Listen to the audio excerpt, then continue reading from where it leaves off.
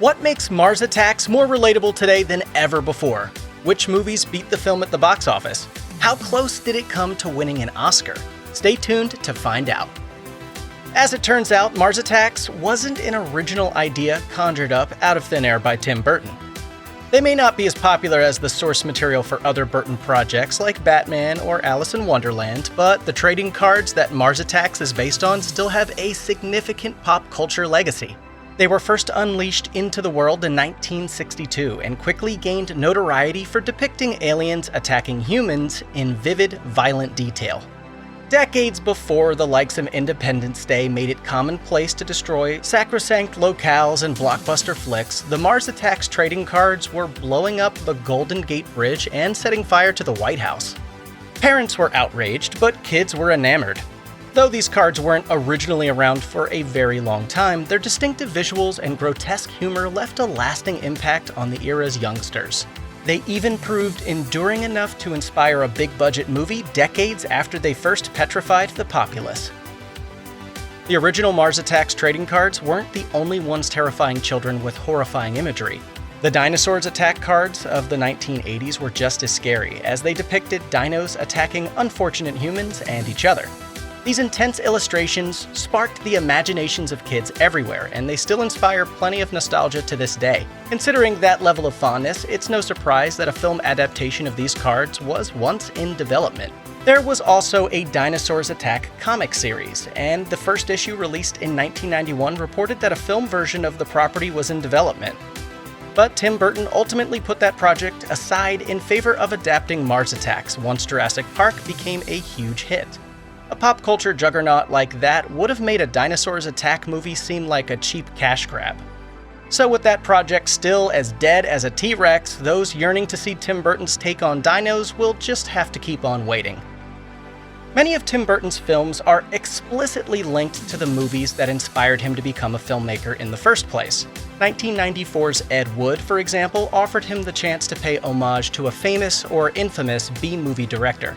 Mars Attacks is no exception, and it even served as another chance for Burton to tip his hat to the works of Ed Wood. As the director explained to Arts Beat LA in 1996, "I wanted to do something fun with a bunch of Martians with big brains. Basically make a modern version of Plan 9 from Outer Space or The War of the Worlds." Burton was also of course inspired by the Mars Attacks trading cards, particularly how they fused gross-out sci-fi elements with titillating imagery. According to Burton, this was very much in the spirit of the 60s kind of sci-fi movies that I was trying to recreate, and I remember always liking those movies where there was some sort of weird alien girl. Paying tribute to seminal works of oddball entertainment has worked like gangbusters for Burton over the course of his career, and Mars Attacks is just one spectacular example. Typically, quirky sci-fi movies that pay tribute to something like trading cards don't end up with particularly star-studded rosters. But the Mars Attacks cast is absolutely packed with A-list talent. Some of the famous faces include Jack Nicholson, Glenn Close, Michael J. Fox, Danny DeVito, and even a cameo appearance from singer Tom Jones, and that barely even scratches the surface. Getting so many big names for Mars Attacks was more than just something done to appease the marketing department. It was a conscious choice on Tim Burton's part in order to further challenge himself as a filmmaker. As he explained to Arts Beat LA, "The only time I had ventured into bringing together several high-profile stars was for the Batman movies, and here I wanted to repeat this experience on an even bigger scale. There are more than 20 lead roles in Mars Attacks, so it was quite a challenge for me to put together this cast. Luckily, this assortment of big-name performers threw themselves into this uniquely goofy world with gusto, proving their ability to fit right into Burton's imaginative vision." Tom, can I have an autograph? Anybody got a pen? Today, every movie from Avengers Endgame to Hello, My Name is Doris gets an internet-based marketing campaign. But back in 1996, when the Mars Attacks team was tasked with building hype, internet marketing for movies was still in its infancy. It was so much of an event when films got promotional websites back then that Entertainment Weekly ran articles examining every instance within a calendar year. EW writer Bob Strauss gave the Mars Attacks website a B. He offered praise for how many behind-the-scenes details it offered, including sketches from Tim Burton himself.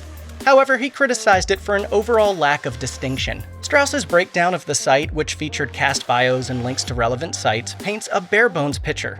It certainly seemed to have lacked the kind of audience engagement elements that are more typical of today's virtual movie marketing. But these were the early days of online promotion, so it's fair to cut it a little slack.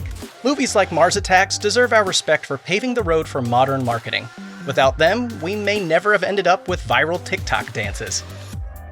It may sound like a fantasy when compared to today's cinematic landscape, but there was a time when CGI wasn't absolutely everywhere. As late as the mid-90s, this technology was still limited to only the most major blockbusters. But then, slowly but surely, those films began popularizing the idea that digital wizardry could do just about anything anyone could imagine. That included realizing weird-looking alien invaders who keep coming up with cartoonish ways of dispatching humanity. Tim Burton has tended to embrace old-school methods of storytelling and visual effects in many of his projects, but the unique aesthetic of Mars Attacks necessitated the use of modern technology. As the director admitted to ArtsBeat LA, "I knew we had to create the aliens with the help of CGI animation. Every type of animation has a different vibe, and it's something you can really analyze. And there is something about the computer medium that seemed to work with these characters because they are all the same, and they have a certain jumping quality to their movement." Computer-generated animation did indeed turn out to be a good fit for the otherworldly characters of Mars Attacks, allowing it to serve as a shining example of the 90s CG boom. Funny looking little critter, ain't it? Mars Attacks received mixed marks from critics upon its initial release, and the Academy Awards have a long-standing hesitancy towards recognizing science fiction films. When you consider these two facts together, it's awfully apparent that this film had little hope of scoring some Oscars love. But there was still the possibility that it could manage to snag a sliver of golden glory for a Best Visual Effects nomination. This dream looked like it might become a reality when in January 1997, Variety reported that Mars Attacks was indeed one of 7 movies shortlisted for a nomination in that category, alongside the likes of Mission Impossible and The Nutty Professor. At the time, shortlisted titles were whittled down to 3 final nominees, who would then compete on Oscar night. Considering that Burton's Batman Returns had been nominated for visual effects a few years earlier, these hopes weren't without precedent. So a golden trophy for Mars Attacks really did seem possible within this brief window of optimism. Sadly though, Mars Attacks made it no further in the Oscar race. When the official nominees for Best Visual Effects at the 69th Academy Awards were announced, Independence Day, Twister, and Dragonheart made it in, while Mars Attacks was nowhere to be found. What is wrong with you people? It's hard to imagine a Tim Burton movie without an accompanying score from composer Danny Elfman. Over the decades, Elfman has translated Burton's distinctive spirit into a wide assortment of music, ranging from the moodily epic cues of Batman movies to the darkly whimsical tones of Charlie and the Chocolate Factory. For Mars Attacks, Elfman channeled mid-20th century music to match the retro visual aesthetic of the film and pay tribute to its source material. Even an unfinished clip from Mars Attacks proved to be so vividly imagined that it got Elfman's creative juices flowing. It was pretty much a piece of cake for this experienced composer to conjure up the necessary music. As he told Collider in 2019, "I saw the opening for Mars Attacks when Tim showed me just a simple pre-vis version, and I said, 'Hold the film.' I ran out into the lobby of the theater and I started making all of these notes to myself for what became the theme. Usually it's much harder than that."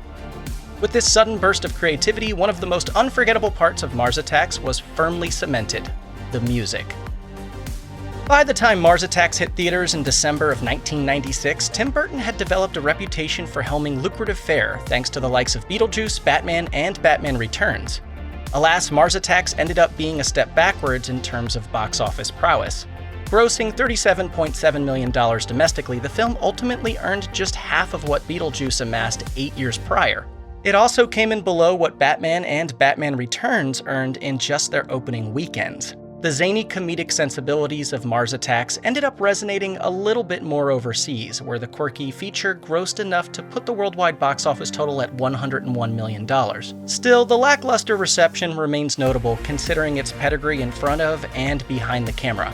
Perhaps Mars Attacks was seen as too much of an Independence Day clone by the general public. Maybe the exposed brains were a little too creepy, or perhaps its trading card origin was just too niche. Here's one thing we do know for certain. December 1996 saw the release of a couple of mega-hit movies in the forms of Jerry Maguire and Scream. Clearly, more moviegoers rushed out to see those films instead of the considerably more expensive Mars Attacks. Burton had already experienced box office disappointment a couple of years earlier with Ed Wood, but this was his first genuine attempted blockbuster to come up noticeably short. Why can't we all just get along?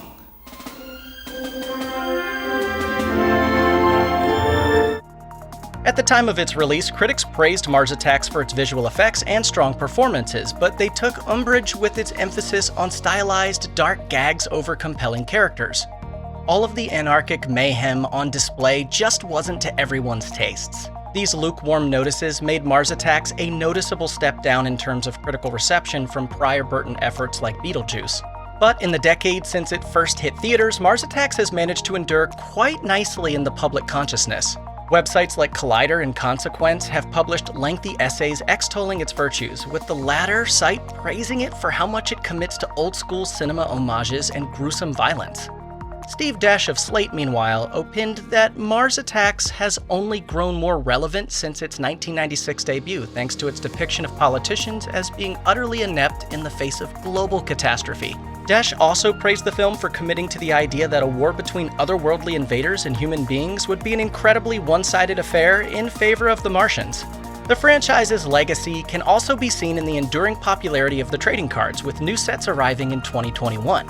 Mars Attacks may not have been universally beloved upon its initial release, but some of its most outlandish qualities have aged remarkably well. Today, it's treasured by the fans who understand what it's going for and recognize it as a standout effort in Burton's filmography. So I guess, now we just have to start over and start rebuilding everything. Check out one of our newest videos right here. Plus, even more Looper videos about your favorite movies are coming soon. Subscribe to our YouTube channel and hit the bell so you don't miss a single one.